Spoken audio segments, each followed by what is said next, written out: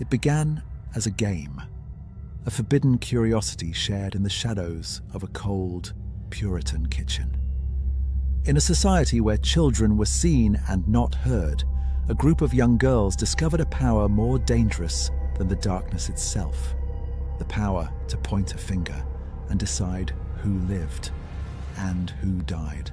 She is a witch! What started as an adolescent secret was seized by adults with old grudges and a hunger for land. This is the dark blueprint of how a society uses fear to devour itself.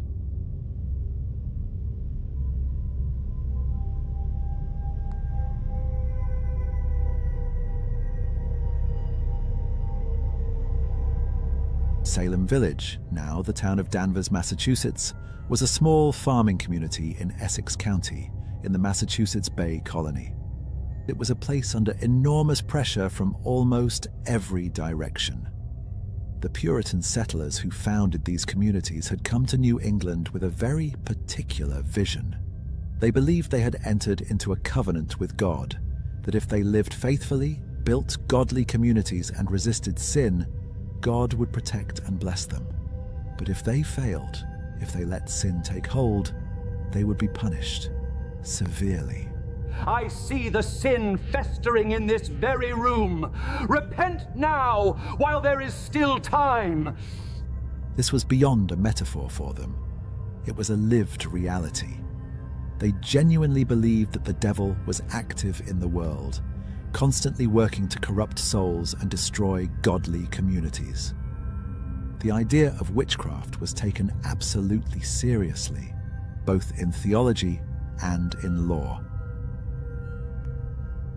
Salem itself was also shaped by a sharp divide between two influential families, the Putnams and the Porters.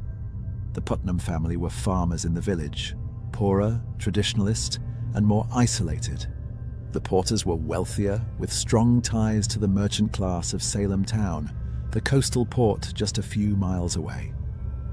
The two families had been fighting for decades for control of Salem Village, its church, its politics, its land. And then there was the question of the minister. In 1689, Salem Village got its first ordained minister, Reverend Samuel Parris. He was not well liked. Parris had come from a merchant background in Barbados, had failed in business, and saw Salem as his last chance to regain status and authority.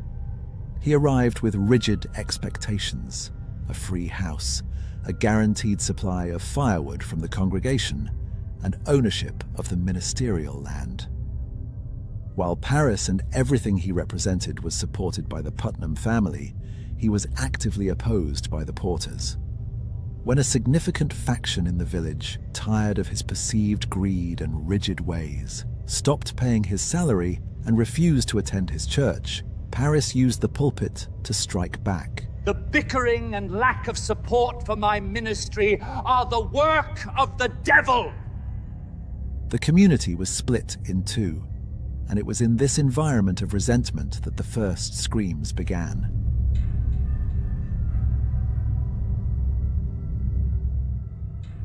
It started in Parris's own home. His 9-year-old daughter Betty and her cousin Abigail were playing an innocent game to discover their future. But instead of seeing their luck, the girls swore they saw a coffin. The panic of having summoned the devil triggered the first outbreaks, which the authorities, instead of treating as trauma, treated as a crime. Days later, the girls began exhibiting strange behavior. They fell into violent fits, screaming, contorting their bodies, and falling into trances that no one could explain. Soon, other girls in the village showed the same terrifying symptoms. And another, and another. The village doctor examined the girls and could find no physical cause. He went to Reverend Parris with the only answer he had. The evil hand is upon them, sir. He believed they were bewitched. That single diagnosis ignited Salem.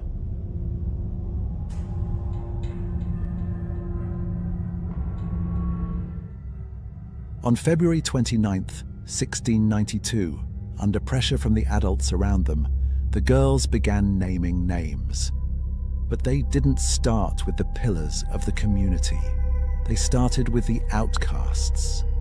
First was Tituba, an enslaved woman in the Paris household with no social standing and no legal protections. The second was Sarah Good, a homeless pipe-smoking beggar who wandered the village asking for food and lodging. She was poor and was already resented by many of the people whose doors she knocked on. The third was Sarah Osborne, an elderly, impoverished woman who had scandalized the community years earlier by allowing a man to live in her house before they were married. These were, in other words, three women who already existed on the margins of Puritan society: a slave, a beggar, and a social outcast. They were easy targets. All three were arrested and brought before the magistrates on March 1st. The hearings were not trials, they were interrogations, public ones, held in front of the entire village, presided over by John Hathorne, who operated less like an impartial judge and more like a prosecutor who had already decided on guilt. He didn't ask if they were guilty, he asked why they had served the darkness. Sarah Good denied everything. So did Sarah Osborne. But Tituba, likely terrified and pressured, did something no one expected.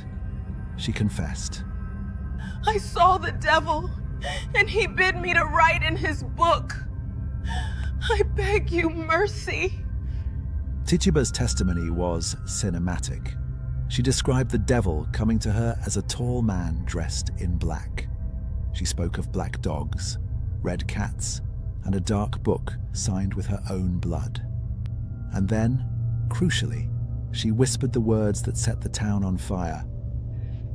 There are others. With those words, Tituba saved her own life, as confessors were spared to be redeemed. But she condemned the rest of the town to a spiral of paranoia. Now, everyone was a suspect. The machinery of accusation was now unstoppable. It moved along the village's old grudges and land disputes. It didn't matter if you were a respected church member like Martha Corey or a 4-year-old child like Dorothy Good. Martha voiced her skepticism of the whole affair and had apparently made some dismissive remarks about the girl's fits.